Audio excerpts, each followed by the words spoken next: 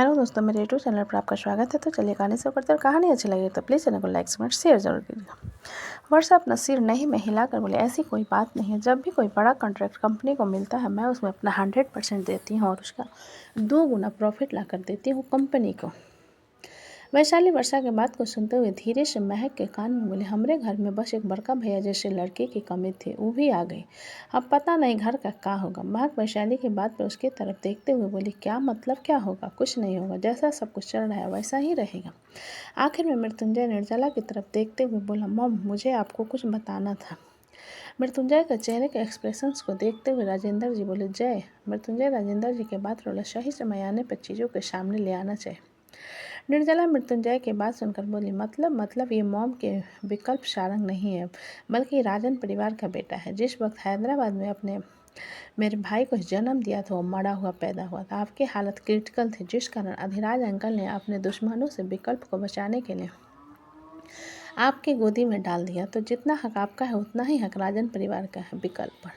मृत्युंजय ने जवाब दिया। मृत्युंजय की पूरी बात सुन निर्जला राजेंद्र जी की तरफ देखते हुए, मृत्युंजय मुझे हर्ट करने के लिए ये सब कह रहा है ना? बोलिए नहीं। ये कहते हुए उनकी आंखों में आंसू बहने लगते हैं। राजेंद्र जी निर्जला का हाथ को पकड़ते हुए बोले, जय बिल्कुल सही कह रहा है, आपको ज़्यादा उदास होने की ज़रूरत नहीं है। निर्जला विकल्प के पास जाकर उसके हाथ को पकड़ते हुए, ये मेरा बेटा है, मैं इसकी माँ हूँ, मैं इससे पाला हूँ, इसके हर कमी को गुण और मैंने अपनाया है। कोई भी आकर कह देगा कि मेरा बच्चा मैं दे दूँगी, ऐसा नहीं होगा। विकल्प निर्जला के हाथ पर हाथ रखते हुए, मॉम मैं नहीं जाऊंगा आपको छोड़कर, आप रोना बंद करो वरना मैं भी रो दूंगा। ये कहते हुए उसकी आंखें नम हो जाती।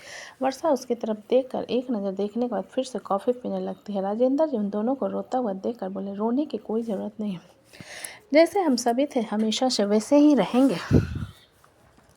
विप्रो राजेंद्र जी की बात पर हाँ में हाँ मिलाते हुए बोला, बड़े पापा बिल्कुल सही कह रहे हैं, आप हमेशा से हमारे ब्रदर रहोगे।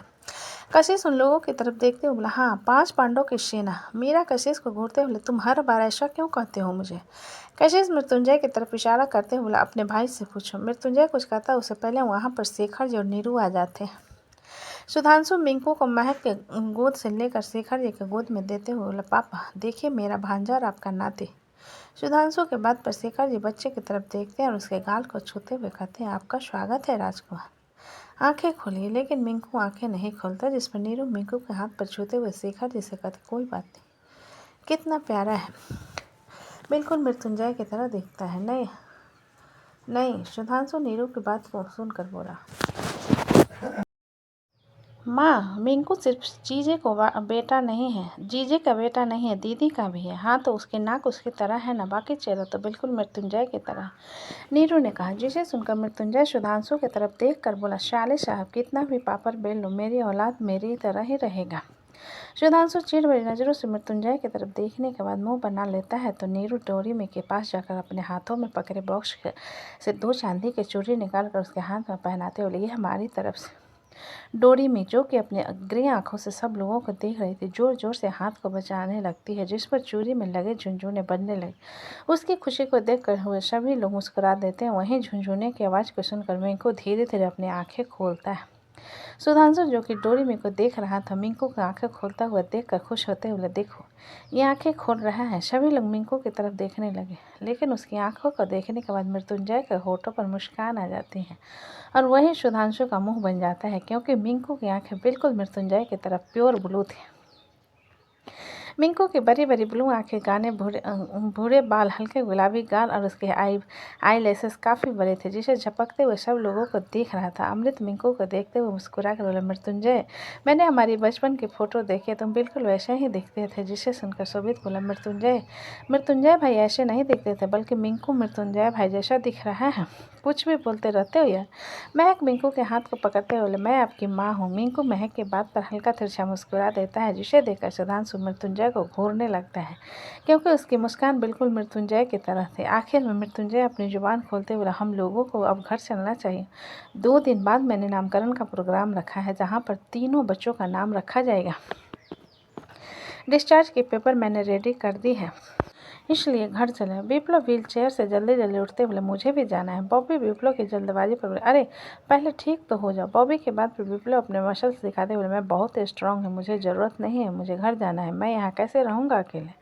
शोभित विप्लव की बात सुनकर, और अगर तुम्हारी हड्डी ठीक से नहीं जुड़ी तो तुम्हें ही दिक्कत होगी, इसलिए 2 दिन हॉस्पिटल में रुक जाओ। विप्लव पीताम्बर की तरफ देखते हुए बोला, यार डैड आप तो कुछ कहो, कल घर में नामकरण का फंक्शन है, मैं नहीं रहूँगा तो मेरे बगैर हो जाएगा क्या? मैं जाऊँगा। जिसे सुनकर पीताम्बर मृत्युंजय की तरफ देखते हुए बोले, जय वापी नहीं कह रहा है, उसे भी ले चलते हैं। मृत्युंजय 2 मिनट विप्लव को देखने के बाद अपना सिर हिलाते हुए बोले, ठीक है, लेकिन उसकी सारी जिम्मेदारी आपके ऊपर है। पीताम्बर अपना सिर हिलाते हुए बोले, ठीक है, मैं अपनी औलाद को संभाल लूँगा। रचना पीताम्बर की बात सुनकर बोली, क्या मतलब? क्या मैं कभी उसकी मदद नहीं करती हूँ? आप हमेशा मुझे नीचा दिखाते हो। पीताम्बर रचना की बात बोले, अच्छा ठीक है, गुस्सा करना बंद करो, तुम ज़्यादा उसकी देखभाल करती हो। रचना पीताम्बर की बात पर अपना सिर हिला देती है और सभी लोग साथ में शारंग बिल्ला के लिए निकल जाते हैं। इधर शारंग बिल्ला में दोपहर का वक्त जब उनकी गाड़ी आकर पार्किंग में रुकती है तो दिन में ही आतिशबाजियां होने लगती हैं। सभी लोग हैरान हो जाते हैं और गाड़ी से बाहर आते हैं। मृत्युंजय ने मिंकू को अपनी गोद में ले रखा था, दूसरे हाथ से महक के हाथ को पकड़ रखा था। कशिश डोरी में को अपनी गोद में लेकर नीचे आता है और वैशाली अमृत साथ में आते हैं। वैशाली अमृत को संभाल रहे थे कि विकल्प विप्लव को संभालते हुए गाड़ी से बाहर उतरता है। विप्लव एंट्रेंस की तरफ देखता है जहां पर वैदिक, शिवांश, दीप, दीपांजलि, ज्योति, रिया, अनमोल, रुद्र, फलक, चार्ली, राघव और उसके साथ में आरती खड़ी हुई थी। विप्लव उन सब लोगों की तरफ देखते हुए बोला, यार तुम लोग बड़े गजब हो, और बाकी का प्लान कहाँ है? अदिति थाली में आलता लाते हुए बोले, अरे मैं ला रही हूँ ना। मृत्युंजय लोगों को घूरते हुए बोले, ये सब क्या तमाशा लगा कर रखा है तुम लोगों ने? सुधांशु मृत्युंजय की बात सुनकर बोला, आप अपना मुंह बंद करके रखो ना, ये हम लोगों की तरफ से बच्चों की ग्रैंड वेलकम है, आपका वेलकम नहीं कर रहा है हम लोग। विप्लव विकल्प से दूर होकर डोरी में के पास आकाशीष की तरफ देखते हुए बोले, मुझे इसके पैरों का छाप अपने स्पोर्ट्स बाइक पर लेना है, इसलिए मेरी हेल्प करो। कशिश विप्लव के बाद अपना सिर हिलाते हुए डोरी में को लेकर विप्लव के स्पोर्ट्स बाइक जो कि वहीं पर ही खड़ी थी लेकर जाता है और उसके विप्लव अपने एक हाथ से उसके पैरों को आलते में डुबाकर अपने स्पोर्ट्स बाइक के सामने जो उसके खाली जगह बनवा कर रखी थे वहाँ पर छाप देता है। उसके बाद वैदिक मिट्टी के फ्रेम को लेकर आता है और मिंकू के पैर को पकड़कर उसमें छाप देता है और विप्लव की तरफ बढ़ाते हुए कहता है, ये लो। विप्लव एक हाथ से उसे फ्रेम को पकड़ने के बाद शेख की तरफ देखते हुए बोला, शेख भाई आप इसे अच्छे से फ्रेम करवा कर सुखा कर ले आना, मैं इसे अपने बेडरूम में लगाऊंगा। मृत्युंजय विप्लव के बाद बोले, तुम क्या कर रहे हो बापी? विप्लव डोरी में और मिंकू की तरफ इशारा कर रहे हो, इनकी वेलकम कर रहा हूँ और देखो इनको पैरों के छाप कितने सुंदर लग रहे हैं। विप्लव के एक्सप्लेन पर सभी लोग अपना सिर हिला देते और निर्जला अंदर जाकर रचना के साथ बच्चों की आरती उतारते हुए उन लोगों का वेलकम करती है। रचना बहुत सारे नोट उठाकर मिंकू का नज़र उतारती है और उसे सर्वेंट की तरफ बढ़ा देती है। फिर एक बार नोट उठाकर डोरी में का नज़र उतारने के बाद सर्वेंट की तरफ बढ़ाकर कहती है, गरीबों को दान कर दो। सर्वेंट अपना सिर हिला देते हैं तो मृत्युंजय मिंकू को निर्जला की गोद में देते हुए कहता है, मुझे काम है, आप लोग इसे संभालो। निर्जला मिंकू को पकड़कर अपना सिर हिला देती है तो मृत्युंजय अमृत और डेविड की तरफ देखते हुए स्टडी रूम की तरफ चला जाता है। अमृत और डेविड उसके पीछे स्टडी रूम में चले जाते हैं। वहीं आरती दोनों बच्चों को टकटकी लगाकर देख रही थी, जिसे देखते हुए अदिति आरती से बोली, क्या हुआ, तुमने कभी बच्चे नहीं देखे क्या? आरती अदिति की बात पर, मैंने बच्चे बहुत देखे लेकिन इतनी सुंदर नहीं देखे। आरती के बाद अदिति कंफ्यूज होकर बोली, लेकिन एक मिनट, तुम राघव भैया के साथ आई थी ना, तुम कौन हो? आरती अदिति की बात पर चुप हो जाती है, जिस पर अदिति जोर से राघव से कहती है, राघव भैया क्या ये आपकी बहन है?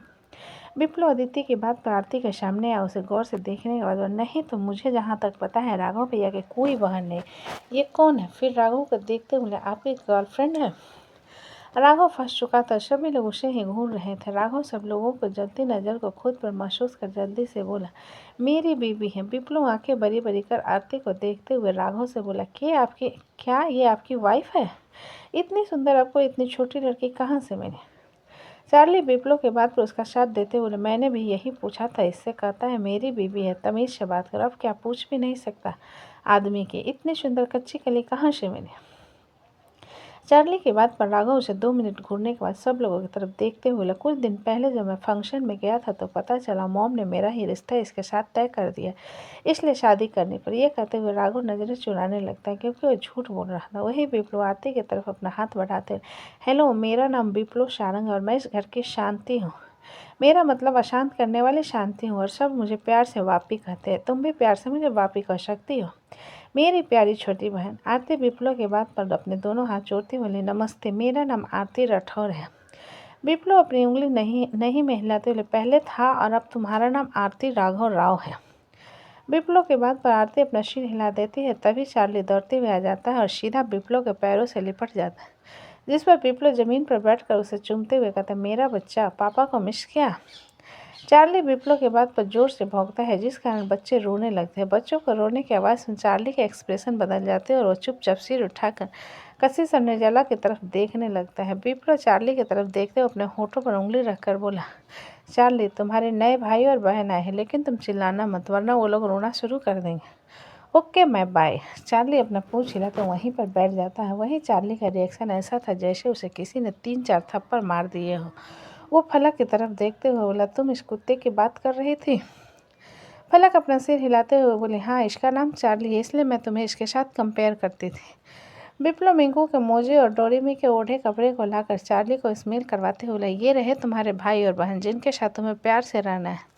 विप्लव के बाद पर चार्ली उन कपड़ों को स्निप करने लगता है, फिर कशिश और निर्जला की तरफ फिर से देखने, जिस पर विप्लव निर्जला की तरफ देखते हुए कहता है, बड़ी माँ, मेरा चार्ली मिंकू को देखना चाहता है।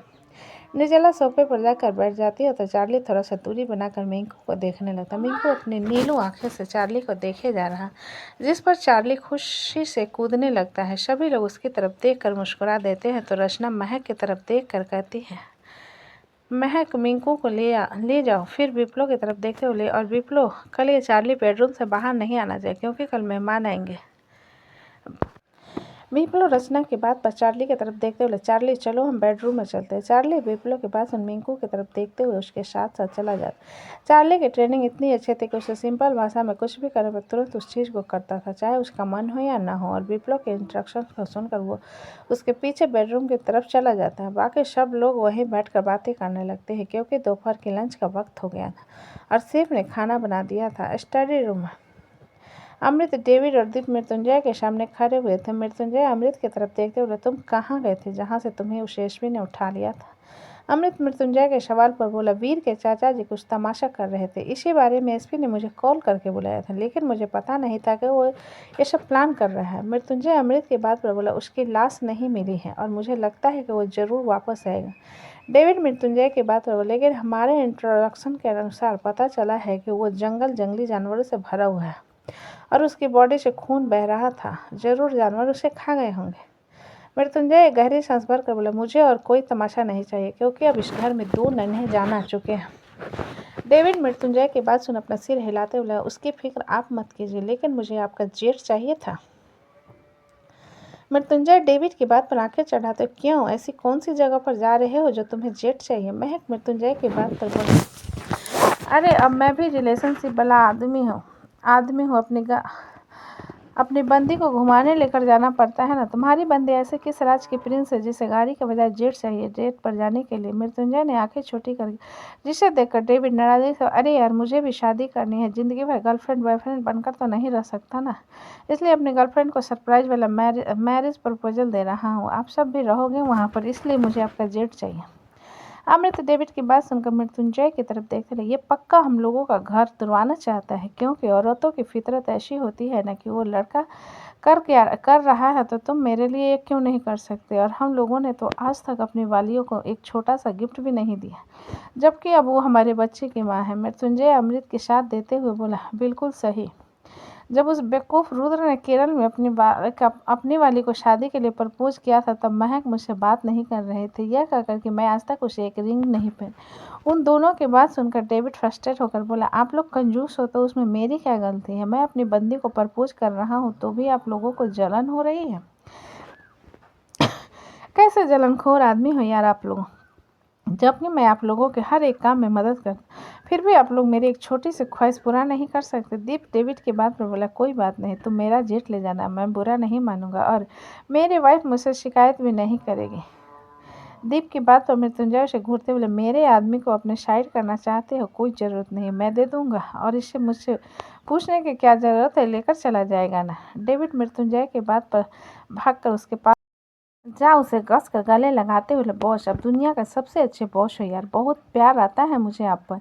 ये कहते हुए डेविड मृत्युंजय के गाल पर एक पप्पी ले लेता है। मृत्युंजय डेविड को धक्का देते हुए बोला, छी, दूर रहो मुझसे, मुझे तुम्हारी ये घिनौनी हरकत बिल्कुल नहीं पसंद।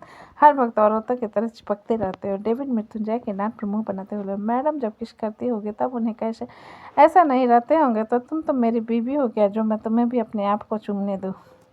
मृत्युंजय ने पर रखते हुए कहा। जिसे देख डेविड जाते बोले, ठीक है, कल मिलते हैं, बाय। इतना कहकर डेविड वहां से भाग जाता है। उसे जाता हुआ देखने के बाद मृत्युंजय गहरी सांस लेकर दीप की तरफ देखता है तो दीप हंसने लगता है, जिसे देख मृत्युंजय का मुंह बन जाता है। इधर मित्तल एंड चावला हाउस में दोपहर का समय था। नित्या लंच बना रहे थे कि बाहर एक बुगाटी आकर रुकती है, जिसके ड्राइविंग सीट से तकरीबन 55 साल की एक औरत बाहर आती है।